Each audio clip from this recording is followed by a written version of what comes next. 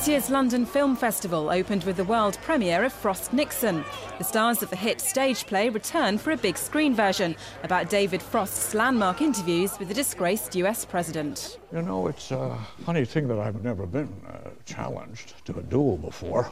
I guess that's what this is. Yeah, well, not really. Of course it is. And I like that.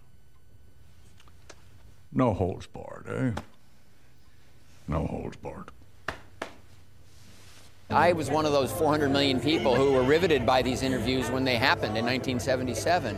And so, you know, I carry into this story, you know, a personal sense of what those interviews really mean and what those individuals stand for. I mean, a lot of things have changed partly because of the events that this film depicts. You know, to see a president so kind of exposed and vulnerable and wrong-footed.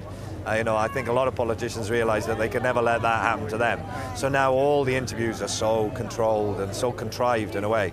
You know, it's very, I don't think you could ever get something like this to happen again now, and it's partly because of this.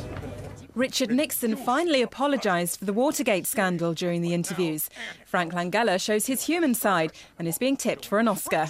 And I thought I made it clear. I didn't want to take any questions on Watergate. Get it?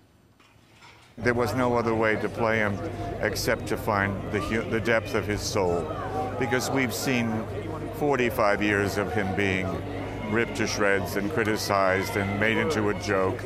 I simply wanted to play a human being. Frost Nixon's take on the on-air clash and its behind-the-scenes run-up is gripping. What? Nikki Finlay, Associated Press. But the point is, we start taping at the end of March.